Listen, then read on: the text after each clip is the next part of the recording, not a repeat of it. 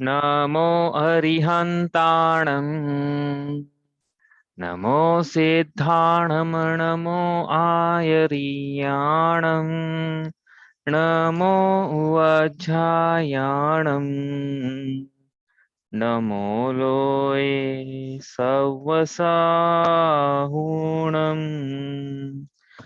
तीन भुवन में सार वीतराग विज्ञानता शिव स्वरूप शिवकार नमः त्रियोग समारिके। परम मांगलिक ग्रंथ हम पढ़ रहे हैं श्री छड़ाला जी। इसके रचिता पंडित श्री दौलत राम जी हैं। इसके अंतर्गत 6 ढालें लिखी है, उनमें 3 बातों का वर्णन किया 6 ढालों में। पहली बात में संसार परिभ्रमण के दुखों की चर्चा करी। फिर प्रश्न उठा कि उन दुखों का क्या कारण है। तो दूसरी ढाल में मिथ्या दर्शन, मिथ्या ज्ञान, मिथ्या चारित्र को दुखों का मूल कारण बतलाया है। मूल कारण की चर्चा है भाई।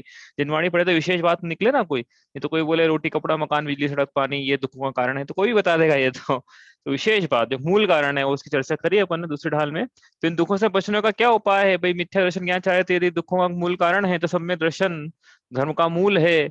सम्यक ज्ञान उस धर्म की उपासना है और चारित्र ही धर्म है। सम्यक चारित्र ही धर्म है, यही कहा है, भी सुखों का कारण है। तो सुखों की प्राप्ति कैसे हो उसका वर्णन तीसरी चौथी पांचवी छठी ढाल में किया है। पांचवी ढाल हमारी संपन्न हुई है। क्या था पांचवी ढाल का विषय। तो पहली ढाल में संसार के दुखों की चर्चा हुई, दूसरी ढाल में उन दुखों का कारण बतलाया, तीसरी ढाल में सम्यक दर्शन की चर्चा करी, चौथी ढाल में सम्यक ज्ञान और देश छाया की चर्चा करी। वहां पे उसने दूसरी प्रतिमा, मतलब छठाला जो पढ़ रहे हैं हम जिस जीव का वर्णन है, दूसरी प्रतिमा अंगीकार करी उसने। और पांचवी ढाल में वो 12 भावनाओं का, 12 अनुप्रेक्षाओं का सतत चिंतन करता है कि कब उसको संसार शरीर हो से विरक्ति हो तो क्या करे। वो दीक्षा अंगीकार करे, दीक्षा अंगीकार करे। ऐसा वो बार बार भावना भाता है, ऐसा चिंतन करता है कब मेरे जीवन में वो अपूर्व अपूर्व अवसर ऐसा किस दिन आएगा, ऐसी भावना भा रहा है। वो दूसरी प्रतिमाधारी भूमिका बना रहे छठी ढाल की यहाँ से। पांचवी ढाल छठी ढाल में कैसे पहुंच रहे हैं, और दूसरी प्रतिमाधारी श्रावक भावना भाता है।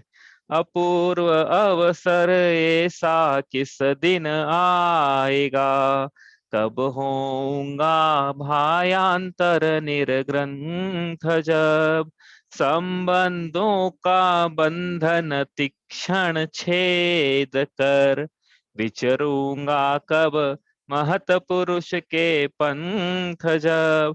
ऐसा वो गृहस्थ भावना भा रहा है कि वो अपूर्व अवसर किस दिन आएगा मेरा जीवन में जब मैं दीक्षा अंगीकार करके निर्गंध दिगंबर दीक्षा अंगीकार कर कर उन्हीं के साथ उन्हीं के पद पर विचरण करूंगा। ऐसा पूरा अवसर कब आएगा मेरे जीवन में, ऐसी भावना भरा है वो।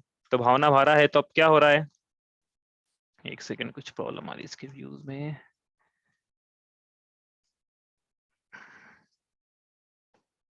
कुछ प्रॉब्लम है एनीवे। तो आएगा वो दिन, आया एक दिन। एक्चुअली क्या है, वो मुनि दीक्षा में जो जो उसको अभ्यास चाहिए वो अभ्यास तो कर ही रहा था ना। सामायिक शिक्षा व्रत, प्रोषदोपवास शिक्षा व्रत, भोगोपभोग परिमाण शिक्षा व्रत और अतिथि समिभाग शिक्षा व्रत है। 4 शिक्षा व्रत के माध्यम से मुनिचर्या का अभ्यास तो वह दूसरी प्रतिमाधारी गृहस्थ अवस्था में ही कर रहा था। अब उसके जीवन में कोई भी घटना घटे या नहीं भी घटे, जरूरी नहीं कि भैया घटना घटेगी तो वैराग्य होगा। हालांकि तीर्थंकरों में आपने अक्सर देखा है कि जैसे बादलों का विघटन हुआ या बिजली चमकी, इंद्रधनुष अस्थिर देखा, या फिर जैसे आदिनाथ भगवान नीलांजना का नृत्य घटना आपको याद है। तो ऐसी कोई घटना घट भी सकती है, नहीं भी कोई घटना घटे। तो ऐसी घटना घटे नहीं घटे तो उसको जो मतलब घटना घटी तो जो विरक्ति चल रही थी पांचवी ढाल में जो चिंतन कर रहा था वो विरक्ति क्या है फिर अब जोर मारती है, पुश करती है। पांचवी ढाल की पूरी रूपरेखा ये थी कि चौथी ढाल से छठी ढाल में प्रवेश के लिए वो सेतु का काम कर रही थी। मतलब क्या, प्रतिमाधारी दीक्षा ले तो दे, दीक्षा लेने के लिए तैयारी चल रही थी उसकी पांचवी ढाल में। 12 भावनाओं का चिंतन करते करते संसार शरीर भोगों से धीरे धीरे धीरे धीरे ज्यादा ज्यादा विरक्त होता हुआ फिर वो आगे बढ़ता है। तो इस प्रकार से कोई घटना घटे और फिर क्या हो। और जरूरी नहीं कि घटना भी कुछ भी, मतलब ऐसा नहीं घटना का इंतजार करना है अपने को। क्या सामान्य रूप से हो सकती है दीक्षा। जीवन के किसी क्षण भी वैराग्य उमड़ सकता है, संसार में रह कर जी संसार को तज सकता है। तो ऐसी कोई घटना घटी और इसने फिर आगे चल के क्या करा वो देखें। लेकिन दीक्षा लेगा ये, आपको पता है कि दीक्षा लेना छठी ठालमसी का वर्णन, मुनि राजों की चर्या का ही वर्णन है। तो वहां पहुंचे उसके पहले क्या नहीं करना है, ये तो उसके जीवन में हो रहा है। सम्यक दृष्टि जीव ना, है तो सम्यक ज्ञानी जीव है, दूसरी प्रतिमाधारी है, पांचवें स्थान में, सातवें में प्रवेश होने वाला है इसका बस अब आज। इसके पहले अपने को ये ध्यान रखना है कि दीक्षा लेना है तो उसका भाई ऐसा नहीं है कि क्या हमने यहाँ जैसे उदाहरण के लिए पढ़ लिया क्या कि संसार दुख रूप है। अब कोई मिथ्या दृष्टि जीव है अनादिकाल का, वो बोले हाँ सही तो बता रहे हैं संसार दुख रूप है, बहू बोले कि मेरी सास से बनती नहीं है, संसार वाकई में दुख, सही तो बोल रहे हैं संसार दुख रूप, मेरे पति से बनती, संसार से नहीं, सासू माँ से नहीं बनती, संसार वाकई में दुख रूप, सही तो बता रहे हैं ये। हाँ, किसी पत्नी की पति से नहीं बने तो धमकी देना शुरू कर दे कि ठीक से रहना वरना माता जी बन जाऊंगी मैं। हाँ, कोई पति है पत्नी को धमकी दे दे कि देख तू तो 100 बार मायके जाएगी छोड़ के मेरे को, लेकिन मैं से एक बार ही छोड़ के जाऊंगा तेरे को, बस वापस नहीं आऊंगा फिर दीक्षा लेके। तो ये ऐसा मार्ग नहीं है कि हम क्या है संसार में ये जो टेम्पररी प्रॉब्लम्स है, टेम्पररी प्रॉब्लम्स क्या है कि वो मतलब जोश है ना, जोश में होश खोदने वाला मार्ग नहीं है ये, बहुत सोच समझ के आगे बढ़ने का मार्ग है, पॉइंट ऑफ नो रिटर्न है। अब ये ये क्या है, दीक्षा लेने के बाद दीक्षा छेदी नहीं जाती है कुछ भी हो जाए, क्योंकि यम पूर्वक नियम लिए जाते हैं कि हम तो हमारी समाधि शुरू हो गई दीक्षा लेते सही, अब तो शेर भी आ जाए शरीर खाने तैयार है हम। तो ये ऐसा मार्ग है ये, इसलिए क्या है जोश में जीव दीक्षा नहीं लेना है कि उदाहरण के लिए कि हमारे को हमारे मैनेजर ने भरा बुरा बोल दिया हम दीक्षा ले रहे हैं, हमारे नौकरी के साधन सब खत्म हो गए हम दीक्षा ले रहे हैं, हमारी सासू माँ ने कुछ बोल दिया हम दीक्षा ले रहे हैं, हमारे पापा से हमारी बनती नहीं हम दीक्षा ले रहे हैं, ऐसा मार्ग नहीं है ये। समझ रहे हो ना ये बात की गंभीरता। नहीं तो क्या है कि अच्छा कोई बोले अच्छा बताया आपने तो संसार दुख रूप है, हमको लगता ही दुख रूप, तो हम ले लेते दीक्षा फिर। तो ये यहाँ पे दुख किसको बोल रहे हैं हम लोग, यहाँ पे जो मिथ्या दृष्टि दुख बोल रहे हैं ना, वो किसको बोल रहा है पता है, वो आकुलताओं की प्रतिकूलताओं को दुख बोल रहा है।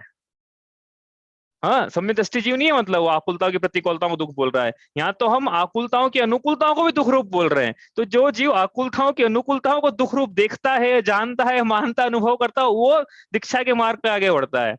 समझ में आ रही ना बात। नहीं तो क्या होगा, ये तो क्या होगा कि भैया ये यहाँ अब यहाँ से दीक्षा ले ली है, अब वहां जाके भी वही करेगा जो यहाँ कर रहा है वही यहाँ लड़ाई झगड़े कर रहा है, संग में जाके करेगा हाँ, यहाँ विषयों में आसक्ति बनी हुई थी तो कहीं भी भोजन करेगा तो अति आसक्ति से करेगा, उसके इंद्रिय के विषय भोग नहीं छूटेंगे, अपनी चर्या में दोष लगाएगा, संघ को बदनाम करेगा, धर्म का बदनाम करेगा।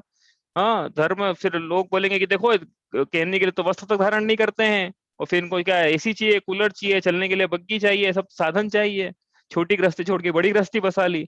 ऐसे फिर क्या है आरोपण लगते हैं। इसलिए क्या मार्ग है ये, जब जीव को ये समझ में आ जाए क्या कि आश्रव दुख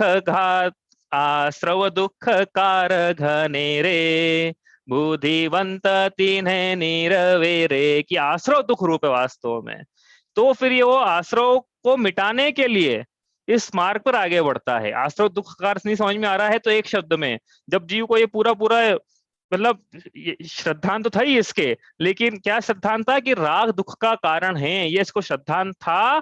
अब श्रद्धान हो गया लेकिन राग मिट नहीं रहा है गृहस्थ अवस्था में, तो उस राग को मिटाने के लिए अब दीक्षा ले रहा है ये। हाँ, समझ में आ रही ना ये बात। ये अपनी कोई कि भाई अपन किसी को दीक्षा दिलवानी है तो क्या फिर प्रलोभन दे सकते हैं। हाँ, अब मैं बोलूंगा नहीं कि दिया है कि नहीं दिया है, ऐसा वो समझ लेना आप कि एक आपको नहीं जम रहा है घर में तो एक काम करो, कोई आपकी बुद्धिमत्ता को कोई स्वीकारता नहीं है, प्रभुता नहीं चलती है आपकी, धनोपार्जन नहीं हो रहा है, भोगों में आप भोग नहीं जुटा पा रहे हो, तो एक काम करो आप दीक्षा ले लो। तो क्या होगा दीक्षा से कि जितने अभी आप जिन लोगों के सामने आपकी प्रभुता नहीं चल रही है वो सब आप दीक्षा ले लोगे तो वो सब आपके पैरों में नतमस्तक हो जाएंगे, दीक्षा ले लो आप। तो ये तो ऐसा मार्ग नहीं है ये। समझ में आ रही ना बात। तो ये क्या है कि राग दुख रूप लगे जीव को, तो फिर वो इस मार्ग पे आगे चल के अब राग को दूर करने के लिए दीक्षा ले रहा है कि मेरे को ये राग जो है, ये राग आकुलता रूप है, आकुलता दुख का कारण है, उसको अनुभव होती है, तो आगे चल के दीक्षा लेता है। ये समझना है बात यहाँ पे। ऐसा नहीं है कि यहाँ से राग, छोटी गृहस्थी से राग खत्म हो गया, हमने बड़ी गृहस्थी बसा ली। पहले हमारा टर्नओवर कितना था घर में, कितना कमाते अभी, मानो 10 लाख रुपए साल का टर्नओवर, 20 लाख रुपए साल का, इसका इतना हो, इतना टर्नओवर, और फिर क्या है दीक्षा ले ली। अब दीक्षा लेके हम बन गए आचार्य, और आचार्य के टर्नओवर कितना हो गया पता है हमारा फिर, समझ रहा हो ना आप। पहले हमारा कांटेक्ट था 50 लोगों से, अब दीक्षा ले तो कितने लोगों से कांटेक्ट है हमारा। पहले हम घर से ऑफिस जाते थे, ऑफिस से घर आते थे, अब दीक्षा ले तो कहाँ कहाँ जाते हैं अब हम। पहले हमको भोजन में 4 आइटम मिलती थी, आज आपको कितनी आइटम मिलती है। तो ये मार्ग नहीं है, कहने का मतलब ये है, ये तो राग घटाने का मार्ग था, राग बढ़ाने का मार्ग नहीं है। इसलिए दीक्षा ले तो इसलिए लेना है कि राग कम करना है। राग से यदि हम स्वयं को राग की आग में जलते हुए प्रतीत हो रहे हैं, तो फिर ये चारित्र का समता रूपी जल उस राग पे पानी ये डालने का काम करेगा। यदि राग की आग में जलन जलन हम महसूस ही नहीं कर रहे हैं, तो दीक्षा लेके क्या करेंगे? वही कर रहे हैं जो अभी कर रहे हैं। फिर दीक्षा लेने से कोई बदलाव थोड़ी हो जाएगा। समझ में आ रही ना? तो ये बहुत इंपॉर्टेंट है ये चीज समझना कि दीक्षा कब लेना है, कब नहीं लेना है। वरना होता क्या है कि जीव बिना विषय कषायों में आसक्ति करे, यदि कम करे, दीक्षा लेता है, तो फिर मैंने बताया ना आपको, फिर उसको बड़े कष्टप्रद लगती दीक्षा। उदाहरण के लिए, अरे भाई अभी गर्मी सहन नहीं हो रही है उससे, दीक्षा लेने के बाद कैसे लेगा बताओ? अभी अभी उससे भूख प्यास की वेदना सहन नहीं हो रही है, दीक्षा लेने के बाद कैसे करेगा? तो फिर क्या करेगा? गर्मी सहन नहीं हो रही तो फिर ढूंढेगा एसी कूलर पंखे, कोई पंखा चल दे।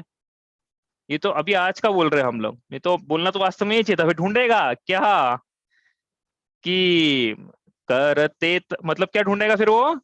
ठंड के दिनों में नदी का किनारा ढूंढेगा, ये गर्मी के दिनों में शेल ढूंढेगा, शेल का शिखर ढूंढेगा। हाँ, बोलना तो ये चाहिए था। हाँ, तो क्या है, समता भाव धारण करना था यहाँ तो। बारिश परीक्षा पढ़ेंगे उसमें, शीत और उष्ण के परीक्षा भी आएंगे उसमें, तो सहन तो वो करना था अपने ऊपर। जो चारों ओर से सहा जाए उसी तो परीक्षा बोलते हैं। और मुनिराज 22 प्रकार के परीक्षा को जीतते हैं। पंक्ति आने वाली है इसमें, देखेंगे कौन कौन से 22 परीक्षा है। तो इसलिए क्या है, समीचीन प्रकार से सम्यक दर्शन सम्यक ज्ञान पूर्वक की दीक्षा ली जाती है। राजमार्ग तो यही है। यदि नहीं है, ऐसी दीक्षा नहीं ली है, तो फिर मार्ग से भटकने के, चर्या में दोष लगाने के आदि आदि अन्य निमित्त मिलते हैं। ठीक है, इसलिए पहली चीज तो ये ध्यान रखना है कि सम्यक दर्शन सम्यक ज्ञान हो जाए। हम तो ये भी कहेंगे कि दूसरी प्रतिमा का घर में अच्छे से अभ्यास हो जाए। करते ही ना लोग, आप देखना, इस पर नाम नहीं लेना चाहता मैं किसी का, तो आप बोलोगे आप तो उन्हीं का उदाहरण लेते हो बार बार। आप देखना घर में लोग लोग अभ्यास करते हैं घर में। पहले पहली प्रतिमा लेंगे, दूसरी प्रतिमा लेंगे, घर में अभ्यास करो, फिर आपको लगता है कि हाँ मुझसे ये मार्ग सध सकता है, तो फिर अब ये जीव ने लिया, अपना आगे चलते हैं, अपना प्रसंग हो गया। आप तो बस ये ध्यान रखना कि कब लेना है और कब नहीं लेना है। ठीक है, तो कब लेना है, सम्यक दर्शन ज्ञान की प्राप्ति हो जाए, दूसरी प्रतिमा का घर में अभ्यास हो जाए, राजमार्ग ये है, तब दीक्षा ली जाती है। कब नहीं लेना है कि भैया टेम्पररी चीज दिख रही है घर में, कि इससे झगड़ा हो गया, उससे झगड़ा हो गया, ये नहीं है वो नहीं है, इसलिए दीक्षा ले लूं मैं तो ये इन कारणों से दीक्षा नहीं ली जाती है। आकुलताओं की प्रतिकूलताओं से के कारण नहीं ले जाती। आकुलता की अनुकूलता भी दुख रूप लगे, जब आकुलता की अनुकूलता दुख रूप लगे तब दीक्षा ली जाती है। क्यों? आकुलता की अनुकूलता, अरे इतना सब तो है मेरे घर में, चक्रवर्ती ऐसे भोग है मेरे, फिर भी मुझे सुख की उपलब्धि क्यों नहीं हो पा रही है? वो इसलिए नहीं हो पा रही है कि मेरे राग का उदय है। जब तक राग का उदय रहेगा तब तक सुख की प्राप्ति नहीं है। इसलिए अब राग को हटाने के लिए, वीतरागता की प्राप्ति के लिए दीक्षा लेना है। हाँ, ये जब तक नहीं हो तब तक दीक्षा के मार्ग पे, राजमार्ग तो ये कि आगे नहीं बढ़ा जाता है। यदि बढ़ रहा है जीव, आप बोलोगे शास्त्र प्रथमानुयोग में ऐसे बहुत से प्रसंग हैं जहाँ जीव बड़ा है, तो ये बात सही है। ये बात सही है कि बहुत सारे आचार्य देखते हैं कि भैया फिर भले मिथ्या दृष्टि हो, लेकिन आगे चल के तो वो हो जाएगा, वो सब हो। लेकिन राजमार्ग तो यही कहता है कि सबसे पहले हम क्या करें, सम्यक दर्शन सम्यक ज्ञान, कम से कम दूसरी प्रतिमा, उसके बाद फिर आगे चल के 12 भावनाओं का चिंतन करते हुए जब हमें दृढ़ श्रद्धान हो जाए कि हाँ इस मार्ग पे हमसे सध जाएगा, तो जीव पे मार्ग आगे बढ़ता है। राजमार्ग तो ये है। ठीक है, तो ऐसे करते हुए फिर ये जीव ने, जिसकी प्रथा चल रही है यहाँ पे, क्या करा इसने? फिर वही करा जो हम बोल रहे हैं यहाँ पे। भाई यही बताया ना, देखो मेरे को मन से तो बोल नहीं रहा हूँ। 6 ढाला में किस क्रम में विवेचन हुआ, देखो आप, इसी क्रम में हुआ ना जो मैंने बताया अभी। पहले सम्यक दर्शन सम्यक ज्ञान की आराधना करी, फिर दूसरी प्रतिमा अंगीकार करो यहाँ पे सीधा। इधर नहीं पहली में छोड़ दिया, या तीसरी चौथी पांचवी, दौलत राम ने दूसरी प्रतिमा अंगीकार करो यहाँ पे कि ये बेयर मिनिमम है दीक्षा के पहले। देखो आपके सामने वर्णन है, आपके सामने ग्रंथ है, मन से तो बोल नहीं रहे हम। फिर 5 फिर 12 फिर संसार शेर भोगों से विरक्त होता हुआ फिर अब दीक्षा अंगीकार करेगा वो। समझ में आ रही ना बात? तो ये इसलिए क्या है, सम्यक दर्शन ज्ञान का अभ्यास, फिर दूसरी प्रतिमा, देश चारित्र का अभ्यास, अच्छे से मुनि मतलब शिक्षारतों का अभ्यास अच्छे से हो जाए, मार्ग सतता हुआ दिखे, राग दुख रूप लगे, संसार शरीर भोगों से अत्यंत विरक्ति हो जाए, और शरीर से भी राग खत्म हो जाए कि अब शरीर से ही हमको, शरीर की परवाह नहीं, दीक्षा लेने के अगले दिन बाद ही समाधि हो जाए तो हमको परवाह नहीं। ये ऐसे यदि परिणाम हो तो फिर जो आगे चल के क्या करता है, अब ये जीव जहाँ की जिसकी चर्चा चल रही है यहाँ पे, अब यह घटना हो या नहीं हो उसके जीवन में, अब यह संसार शरीर भोगों से अत्यंत विरक्त होता हुआ अपने घर वालों से परमिशन लेता है कि हम दीक्षा ले रहे हैं। अब परमिशन तो क्या है वो तो बताना है एक तरह से, लेकिन फिर भी परमिशन में भी घर में बड़े लोग हैं, स्वविवाहिता स्त्री है जिससे जिसने वादा किया था कि साथ जिएंगे साथ मरेंगे। हाँ, तो उससे भी अनुमति लेना है, सबसे अनुमति लेता है ये। अब कोई अनुमति नहीं दे तो क्या करना है, क्यों तो दी जाती है अनुमति, नहीं भी दी जाए तो एक फॉर्मेलिटी होती है ना कि भैया पूछ रहे हैं आपको, तो नहीं भी दोगे तो हम तो जा रहे हैं, आप दोगे खुशी खुशी जा पाएंगे, बस ये है। तो अनुमति ली जाती है घर वालों से। उसके बाद आचार्य के चरणों में दीक्षा का नारियल चढ़ाया जाता है। आचार्य यदि दिखते हैं कि हाँ ये भव्य है, मतलब सब सज जाएगा मार्ग से, तो फिर आचार्य क्या करते हैं, भव विध्वंसिनी ज्ञानेश्वरी दीक्षा प्रदान करते हैं। अब वो प्रदान करते हैं, उसके बाद अपन ने देखा था क्या करना है सबसे पहले, क्या अब दीक्षा प्रदान करी तो क्या करा वो देखेंगे अपन, लेकिन दीक्षा प्रदान करी तो क्या ये हो गए मुनिराज, भावलिंगी संत हो गए क्या? तो अपन को तो पिछले पढ़ के उससे कनेक्ट कर रहे हैं हम। तो दीक्षा लेते से भावलिंगी संत नहीं हो जाएंगे ये। दीक्षा लेने के बाद इनको यदि दो कषाय चौकड़ी का भाव भी हो गया, जैसे अपनी अपना जो जीव जो चल की कथा चल रही है यहाँ पे छड़ाला में, उसके दो कषाय चौकड़ी का भाव तो हो चुका था, लेकिन प्रत्येक है ना वर्ण और संयोजन का अभाव नहीं हुआ है अभी। तो दीक्षा लेते से क्या अभाव हो जाएगा? क्या नहीं, दीक्षा लेते से अभाव नहीं होगा। सबसे पहले द्रव्य लिंग धारण होता है, उसके बाद फिर ध्यान लगाया जाता है। ध्यान लगाने के बाद तुरंत बाद, हाँ जैसे द्रव्य लिंग धारण किया, जैसे दीक्षा ली, सबसे पहले काम ध्यान ध्यान लगाने का करना है। और प्रयास क्या करना है? प्रयास तो ये करना है कि चारों कषाय चौकड़ी का अभाव हो जाए। अरे भैया अरिहंत बन जाए, हम काय को आहार विहार निहार के लिए उठे, हम काय को पिच्छी कमंडल धारण करें, हम प्रयोजन क्या था? वीतरागता की प्राप्ति प्रयोजन है। हाँ, अब आप बोले पंचम काल में नहीं हो सकता, ठीक है बात सही है, लेकिन चतुर्थ काल है यदि, तो दीक्षा लेते से पहला प्रयास तो ये है कि क्या है, छपक श्रेणी मान ले। वहीं वहीं अंतर मुहूर्त में जैसे राजा भरत को सीधे चौथे गुण स्थान से सातवां हुआ, सातवें के बाद छपक श्रेणी छठा हुआ, छठे के बाद सातवां छपक श्रेणी, आठवां नौवां 10वां 12वां अरिहंत 13वां। बस ये ऐसे ही शॉर्टकट में हमारा अंतर मुहूर्त में काम हो जाए। प्रयास तो ये होना चाहिए। पंचम काल में होगा नहीं तो भी पंचम काल में ये तो हो सकता है ना कि हम तीसरी कषाय चौकड़ी का अभाव कर सकते हैं। तो इस जीव ने अब क्या है, प्रत्याख्यानावरण का भी अभाव क्या ध्यान लगा के अब ये भावलिंगी हुए हैं। इसलिए द्रव्य लिंग पहले होता है फिर भावलिंग होता है। ये मत समझ लेना कि भाई गृहस्थ अवस्था में भावलिंग हो जाएगा, तीन कषाय चौकड़ी का भाव गृहस्थ अवस्था में ही करना है, फिर बहिरंग में द्रव्यलिंग धारण करना है। अरे भैया यदि गृहस्थ अवस्था में भावलिंग हो जाएगा तो दीक्षा की जरूरत ही क्या है फिर? हाँ, समझ में आई बात? तो सबसे पहले इस प्रकार से पिच्छी का मंडल धारण करे और ध्यान लगाया, तीन कषाय चौकड़ी का भाव किया, और अब ये दिगंबर संत बन के इस धरा को सुशोभित कर रहे हैं। अब इनको अरिहंत बनाएंगे बन धीरे धीरे, एक साथ बना देंगे अंतर मुहूर्त में, तो फिर पढ़ने में नहीं आएगा ना भाई।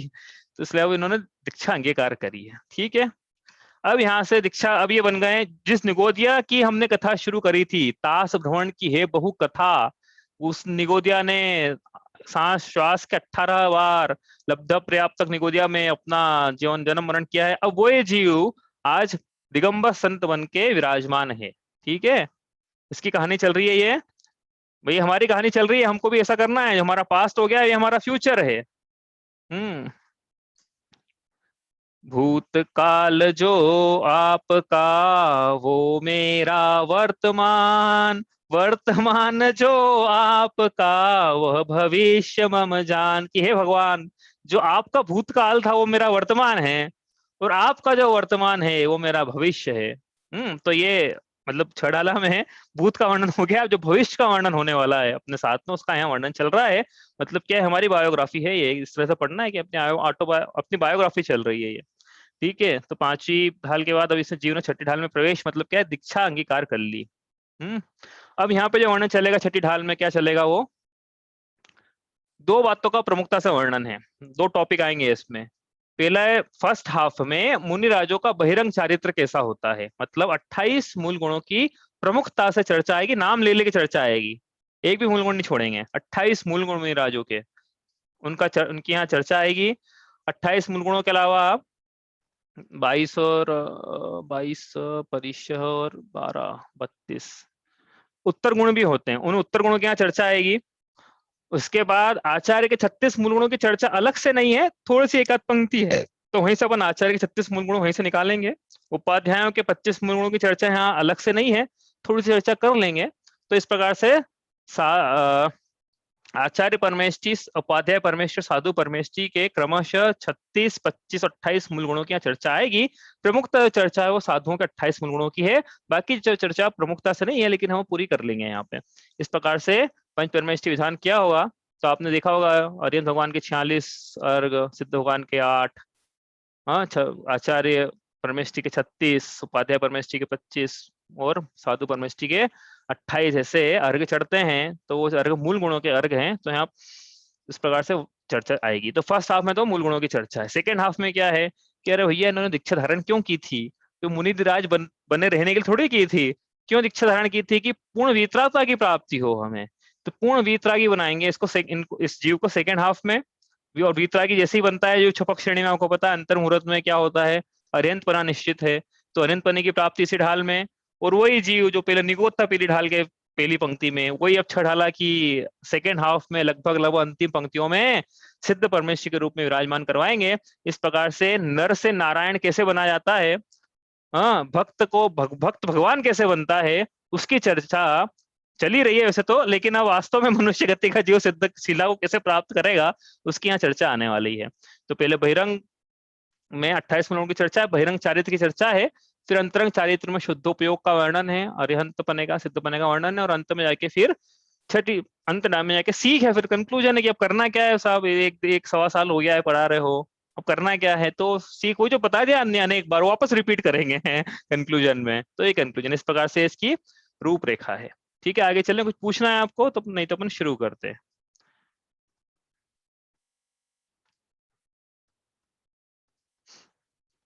चलो शुरू करते हैं हम।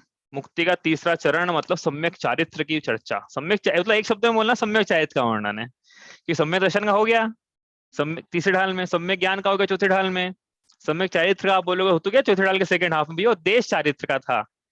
वास्तव में सम्यक चारित्र तो हम मुनिराजों के चारित्र को ही कहते हैं। ठीक है, वहां पर देश चारित्र श्रावकों का चारित्र जैसा होता है ऐसा, लेकिन यहाँ पे सम्यक चारित्र का मतलब मुनिराजों का चारित्र है, उसकी चर्चा यहाँ पे। ठीक है, चलो भाई शुरू करते हैं। बहुत अच्छा वर्णन आने वाला है।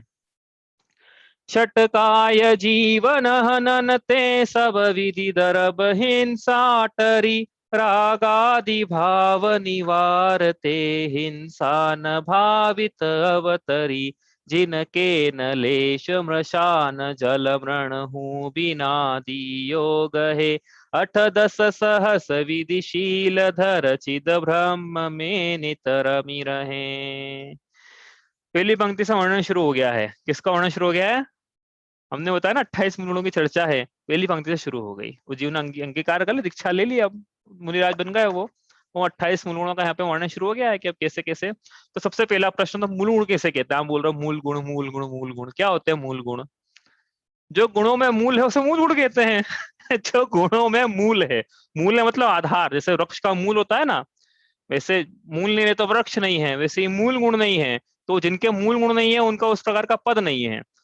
मुनिराजों का 28 मूल गुण है। 28 मूल गुणों में से एक भी मूल गुण कम हो गया तो बताओ कितने मूल गुण बचे? 28 में से एक गया तो कितने बचे? मुनि राजा का 28 मूल गुण होते हैं, उसमें से एक भी मूल गुण कम हो गया तो कितने बचे? 28 में से एक गया तो कितने बचे? समझ में आ गया उत्तर? हाँ चलो आगे करेंगे चर्चा इसकी, बता ही दे अभी। चलो 28 मुनिराजों का 28 मूल गुण होते हैं, एक भी कम हो गया तो फिर मुनिराज नहीं बचे वो। ऋचा बोले शावक ही बना दे ऋचा ने तो मुनिराज तो नहीं बचे, बात तो पक्की है। हो सकता है पांचों गुण स्थान में प्रवेश हो जाए, जरूरी नहीं कि सीधे श्रावक, मतलब पांचों गुण स्थान में। हाँ, पांचों गुण स्थान में श्रावक ही होता है वैसे। ठीक है, तो 28 मूल गुणों की चर्चा है। मतलब कि गुणों में मूल, मतलब बात क्या ले रहे हैं, जो गुणों में मूल होते हैं, यानी क्या है कहने का मतलब? क्या एक शब्द में कहना हो कि प्रमुख नियम जिसे कहते हैं वो मूल गुण। कि मुनिराज हो गए हैं, इनके नियम है, संयम है, इनके जीवन में यम पूर्वक इन्होंने प्रतिज्ञा पूर्वक व्रतों को अंगीकार किया है।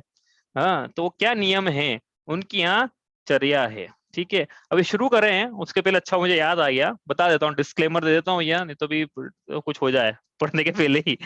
यहाँ पे जो चर्चा चलेगी मुनिराजों का, देखो अब क्या है, मैं आपको 2-3 कहानी सुनाता हूँ अपने जीवन से, तो आपको समझ में आएगा क्या कहना चाह रहा हूँ मैं। मैंने आचार्य प्रज्ञ सागर जी से एक दिन बोला कि आप मुझे मूलाचार पढ़ाइए। मूलाचारों में मुनिराजों की चर्या का वर्णन है। तो आपको क्या लगता है उन्होंने पढ़ाया? उन्होंने नहीं पढ़ाया और उनको जबकि उनको पता था कि योग के शिष्य है, इनको उसको पढ़ा सकता हूँ क्योंकि उन्होंने द्रव्य संग्रह 1-to-1 पढ़ाया है, प्राकृत भाषा 1-to-1 पढ़ाई। तो मूलाचार मैंने बोला कि मूलाचार पढ़ाइए, अब तो उन्होंने मना कर दिया।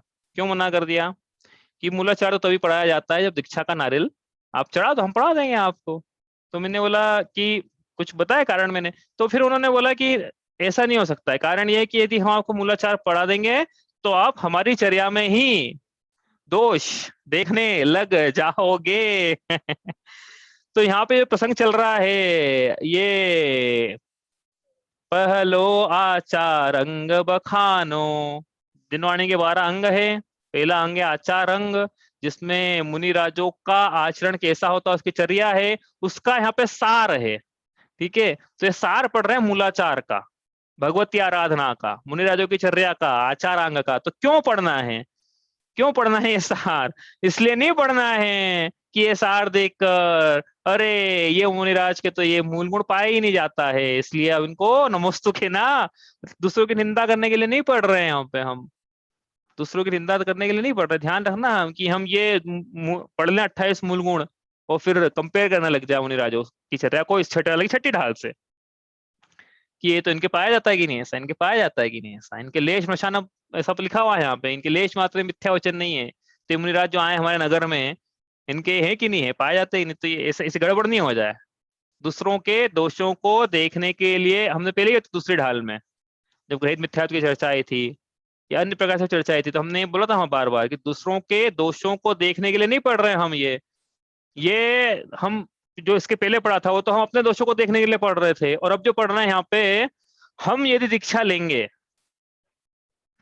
विभंजन सागर जी ने बोला था, उन्हीं के संघ के हैं, तो मतलब तो दिल्ली के ही हैं सब, ये दिल्ली में ही इनका विहार रहता है आसपास ही। तो विभंजन सागर जी ने एक दिन बोला कि देखो, क्या बोला, मैं क्या बोल रहा था याद नहीं आ रहा मुझे। याद आएगा तो बताऊंगा। कि ये यहाँ पे जब जो हम देख रहे हैं दूसरों के दोषों को देखने के लिए नहीं पढ़ रहे हैं, बस ये ध्यान रखना है आपको। ये हमें, हाँ उन्होंने ये बोला था, देखो विभंजन सागर जी ने, कि देखो यदि आपको किसी मुनिराज में कोई दोष दिखते हैं तो उसके उन दोषों का अनुपगूहन, क्या होता है अनुपगूहन, पढ़ लिया तीसरी ढाल में। अब तो एग्जाम भी हो गई, रिवीजन भी हो गया, सब हो गया, आप नहीं बताएंगे अनुपगूहन क्या होता है, पढ़ लेना, तीसरी ढाल में आया था। तो उन मुनिराजों के दोषों का अनुपगूहन करने के बजाय हम वहीं पे कायोत्सर कर लें। क्या कायोत्सर कर लें? कि जब हम दीक्षा लेंगे तब हम यह दोष अपनी चर्या में नहीं लगने देंगे। समझ में आई ना? तो कोई दोष दिखे तो ये अपना अपने कर्मों का उदय है कि हमें मुनिराजों के दोष देखने को मिले, उनका उदय, उनके उनके दोष नहीं देखना है अपने को अपने दोष देखना है। हम क्यों हुए पंचम काल में पैदा? हम ऐसे काल में क्यों उत्पन्न हुए जब मुनिराजों की चर्या में दोष लगते हो? ये दोष अपना है। दूसरे के दोष नहीं देखना, कहने का मतलब ये तो यहाँ पे 28 गुण पढ़ रहे हैं, मुनिराजों के दोष देखने के लिए नहीं पढ़ रहे हम यदि दीक्षा लें तो हमें दोष न लगे। हमें को ये मूल गुण धारण करना है, और जो दोष दिख किसी के तो उनको दोषों का अनुग्रहण नहीं करना, उसको ढाक के चलना है। ठीक है, प्रसंग तो यहाँ पे ये है, पहली बात। दूसरी बात, हाँ, और ये ज्यादा ये भी इंपॉर्टेंट है कि भैया एक डिस्क्लेमर हम पहले ही दे देते हैं कि भैया यहाँ पे जो चर्चा चलेगी मुनिराजों की, हाँ, आप में से कोई या मैं भी कोई किसी पर्टिकुलर मुनिराज का उदाहरण लेके मत आ जाना कि भैया ये उन्होंने उस दिन ऐसा किया और आप तो ऐसा बता रहे हो, तो क्या उन्होंने गलत किया था क्या? ऐसे प्रश्न का उत्तर हम नहीं दे पाएंगे। पहले ही कह रहे हैं आपसे, किसी पर्टिकुलर मुनिराज की किसी पर्टिकुलर चर्या का उत्तर ये क्लास में नहीं मिल पाएगा, आपको वहीं जाके उनसे पूछना पड़ेगा। हाँ, ऐसे बहुत सारे क्वेश्चन आ जाते नहीं तो सामने कि वो उन्होंने ऐसा किया तो वो गलत किया क्या, उन्होंने ऐसा किया तो गलत किया क्या, आप तो ऐसा बता रहे हो। ये उनसे क्या पूछना है, उनके आचार्य की क्या आज्ञा है, उन्होंने शास्त्र में क्या पढ़ा। हम तो जहाँ छड़ाला में जो पढ़ा है उस हिसाब से हमारी जो बुद्धि है उस हिसाब से बता रहे हैं, हम क्यों बोलेंगे गलत किया? अब उनसे आके पूछना ना, उन्होंने कहीं पढ़ा होगा भाई, हमने नहीं पढ़ा, हमारी योग्यता नहीं है। सीधी सी बात है। ठीक है, तो ये इसी बात है कि अपन को बड़ा संभल के इस प्रकरण को लेना है। यहाँ पे कोई पर्टिकुलर किसी का भी हम यहाँ पे उत्तर नहीं दे पाएंगे। ठीक है, चले आगे यहाँ से। चलो, तो अब बात करना है मूल गुण किसे होते हैं, प्रमुख जो गुण होते हैं उनको मूल गुण कहते हैं। 28 मूल गुण मुनिराजों के होते हैं, उनकी चर्या यहाँ पे है। अब क्या दीक्षा अंगीकार करी तो साथ में यम पूर्वक नियम भी अंगीकार किए हैं, मतलब जिसको हम यहाँ कहते हैं व्रत अंगीकार किए हैं। हाँ, आपको बताना है अब कि व्रत किसे कहते हैं, बताओ किसे कहते हैं व्रत? कौन बताना चाहता है?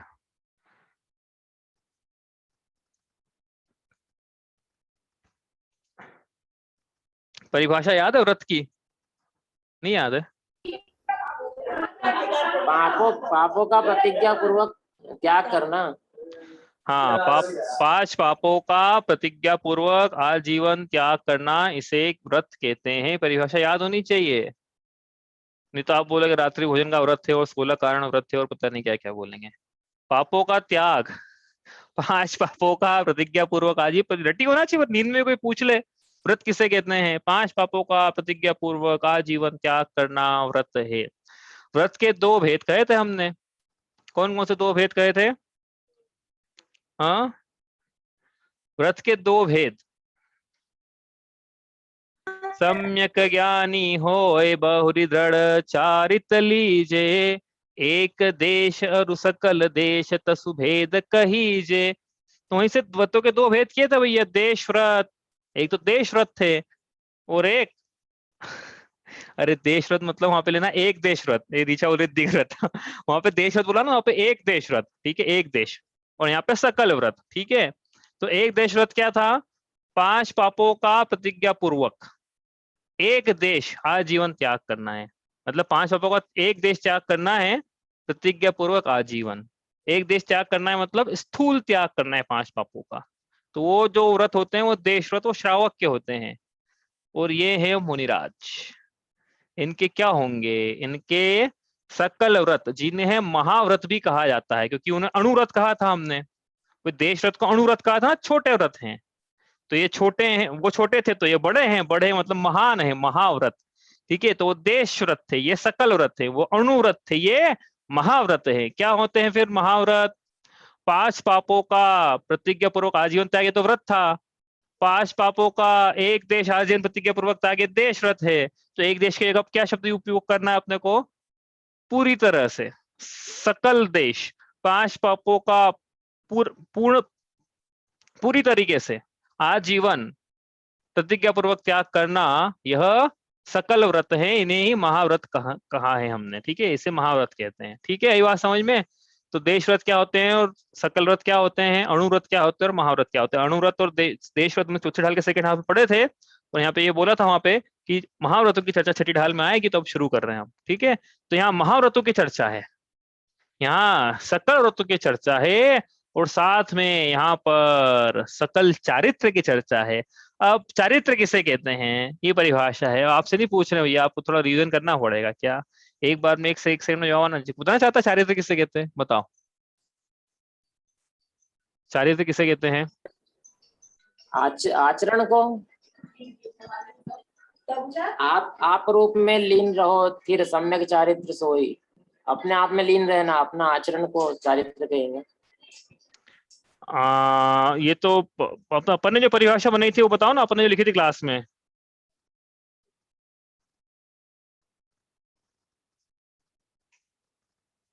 बताओ क्या परिभाषा बताई थी अपन ने?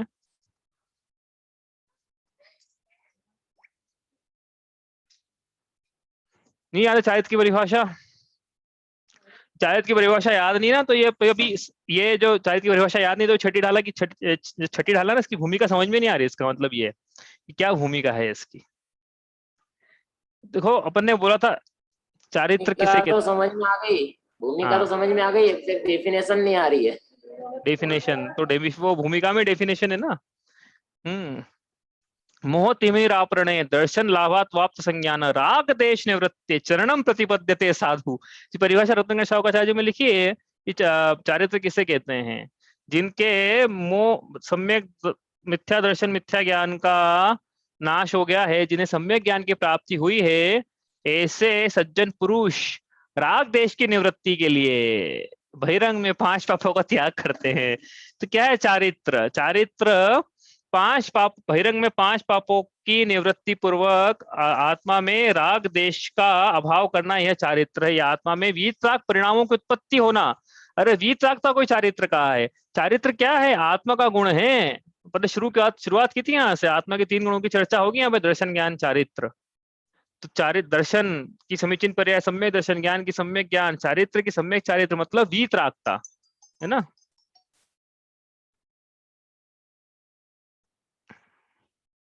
एक सेकेंड,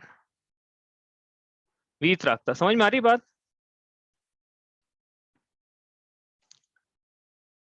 किसे कहते हैं चारित्र? हाँ, वीतरागता की प्राप्ति होना, ये चारित्र है। राग के सहित आत्मा के शुद्ध परिणाम, ऐसा ही बोल सकते हैं। हाँ, आत्मा के शुद्ध परिणाम, आत्मा के शुद्ध परिणाम, वीतराग परिणाम, इन्हें चारित्र कहते हैं। तो वास्तव में चारित्र क्या है? वीतरागता को चारित्र कहा है यहाँ पे, क्योंकि आप ये देखो ना, चारित्र मोह की, चारित्र मोह का उदय चल रहा है तो सरागता चल रही है, चारित्र मोह का अनुदय है तो वीतरागता है। उसी सम्यक चारित्र कहा है यहाँ पे। अरे चारित्र मोह था तो सम्यक चारित्र की पूर्णता नहीं हो रही थी, चारित्र मोह चला गया तो सम्यक चारित्र की पूर्णता होना चाहिए। चारित्र मोह कहाँ चला जाता है? 10वें स्थान के अंत में चला जाता है, तो 12वें स्थान में सम्यक चारित्र कहना चाहिए। पूर्णता तो नहीं कहेंगे यहाँ पे, लेकिन हाँ वीतरागता की पूर्णता कहेंगे वहाँ पे। तो वीतरागता ही चारित्र है, कहने का मतलब ये है। देखो ये अपन सब पढ़ लिया था, इसलिए बहुत ज्यादा मैं यहाँ पर बोर्ड पे लिख नहीं रहा, यहाँ पे व्हाइट बोर्ड पे सब पढ़ लिया अपन ने। ये तो रिवाइज कर रहे हैं अपन, व्रत किसे कहते हैं, चारित्र किसे कहते हैं, एक देश क्या है, सकल देश क्या है, अणुव्रत क्या है, महाव्रत क्या है, देश चारित्र क्या है, सकल चारित्र क्या है, सब पढ़ लिया है हमने, पहले ही पढ़ के आ गए थे। तो थोड़ा रीजन कर लिया है कि भूमिका क्या है। भूमिका ये है कि इसके सम्यक चारित्र की प्राप्ति नहीं हो रही है जीव को गृहस्थ अवस्था में, वीतरागता की उत्पत्ति पूर्णता नहीं हो रही है, जैसे मुनिराजों को होती है, पूर्णता तो हो ही नहीं सकती है वीतरागता की। तो अब वो वीतरागता की प्राप्ति के लिए 5 पापों का पूरा पूरा त्याग करता है। बहिरंग में 5 पापों का त्याग होगा तो अंतरंग में वीतरागता प्रकट होगी। ऐसा नहीं हो सकता है, कैसा नहीं हो सकता है कि जीव तो गृहस्थ है, उसके उसका राग मतलब उसके क्या है, गृहस्थ पना नहीं छूट रहा हो, उसके कपड़े नहीं छूट रहे हो, उसके मुख की पट्टी नहीं छूट रही, उदाहरण के लिए उसके ऊनी वस्त्र नहीं छूट रहे हो, और क्या कहे वो कि मैं तो वीतरागी हूँ, मेरी तो वीतरागता प्रकट हो गई। अरे सामने तो दिख रहा है तुम्हारे गृहस्थपने का त्याग नहीं हो पा रहा है, तुम्हारे कपड़ों का त्याग नहीं हो पा रहा है। कपड़े धारण क्यों कर रहे हैं शरीर पे? उनसे राग है ना, जो छोड़े जा सकते हैं उनका तो त्याग हो सकता है, जो छोड़े जा सकते हैं वो नहीं छूट रहे हैं, इसका मतलब उनसे राग है। इसलिए गृहस्थ अवस्था में बोले कि वीतरागता की प्राप्ति कर ली हमने, तो कपड़े पहन के वीतरागता की प्राप्ति कर ली, संभव नहीं है। क्या संभव नहीं है? इसलिए बहिरंग में दीक्षा का होना अनिवार्य है, तब जाके अंतरंग में वीतरागता की प्राप्ति होगी। यदि बहिरंग में दीक्षा नहीं है तो अंतरंग वीतरागता भूल जाओ, संभव नहीं। और अभी बताया ना, द्रव्यलिंग पहले होता है फिर भावलिंग होता है। पहले 5 पापों का प्रतिज्ञा पूर्वक त्याग करा बहिरंग में, उसके बाद उसका निमित्त पाके अब अंतरंग में फिर तीसरी कषाय चौकड़े का भाव करके क्या करा, क्या करा? वीतरागता की उत्पत्ति करी। हम तो ये बोलेंगे वीतरागता की उत्पत्ति करी, कारण ये है कि अब संजलन कषाय चौकड़े के उदय चल रहा है, जो कि देशघाती प्रकृति है, सभी सर्वघाती प्रकृतियों का नाश कर दिया है, तीनों के अनुदय से वीतरागता की उत्पत्ति यहाँ पे है। ठीक है, सम्यक चारित्र की उत्पत्ति यहाँ पे है। हाँ, इस प्रकार से ये है, आई बात समझ में? इसलिए क्या है, क्यों दीक्षा क्यों अनिवार्य है? क्योंकि हमने रोज बोल रहे हैं पिछले 1.25 साल से, 3 भुवन में सार वीतराग विज्ञानता, कैसे प्राप्त होगी फिर वीतरागता? गृहस्थ अवस्था में प्राप्त नहीं हो पाएगी। गृहस्थ अवस्था में राग रहेगा और हमें वीतरागी बनना है, तो जितना राग कम हो सकता है उतना, जितना छोड़ सकते हैं उतना तो छोड़े, उतना छोड़कर फिर निर्ग्रंथ मुनि दीक्षा, निर्ग्रंथ दिगंबर वेश धारण करके अंतरंग में फिर तीसरी कषाय चौकड़ी का भाव करके ही वीतरागता की मतलब वहां जैसी वीतरागता होती है उसी वीतरागता की उत्पत्ति है। गृहस्थ अवस्था में ऐसी वीतरागता संभव नहीं। ठीक है, तो चारित्र का अंगीकार क्या मतलब क्या है भाई? चारित्र की परिभाषा जब पढ़ रहे थे, 5 पापों मतलब सम्यक चारित्र की परिभाषा बनाए यहाँ से, सम्यक चारित्र पढ़ ही रहे ना अपन। सम्यक चारित्र की परिभाषा क्या है? सम्यक दर्शन ज्ञान पूर्वक 5 पापों का पूरा पूरा आजीवन प्रतिज्ञा पूर्वक त्याग करके अंतरंग में आत्मा के वीतराग परिणाम, उसे कहा सम्यक चारित्र। आत्मा के परिणाम ये लगाना पड़ेगा अंत में, नहीं तो नहीं तो लोगों को लगेगा कि पीछे कमंडल हाथ में ले लिया है और ये सम्यक चारित्र है। ये नहीं है सम्यक चारित्र, आत्मा का परिणाम होना चाहिए, साथ में डेफिनेशन में आना चाहिए आत्मा का परिणाम। हाँ, आत्मा का गुण है चारित्र, इसलिए आत्मा कैसे परिणाम। चलिए इतना ही करते हैं, शेष अब ये पंक्तियां रह गई, अपने 28 मिनट की चर्चा कल से प्रारंभ करेंगे इसमें। ठीक है। अरिहंत सिद्ध सूरी उपाध्याय साधु सभी, अर्थ के प्रकाशी मांगलिक उपकारी है। तीन को स्वरूप जाने, रागते भई जो भक्ति, काय को नमाए स्तुति उच्चारी है। धन्य धन्य तुम ही से काज सब आज भय, कर जोड़ बार बार वंदना हमारी है। मंगल कल्याण अब ऐसो हम चाहत हैं, हो मेरी ऐसी दशा जैसी तुम धारी है। जावाणी के ज्ञान ते सूझे लोकालोक, सोवाणी मस्त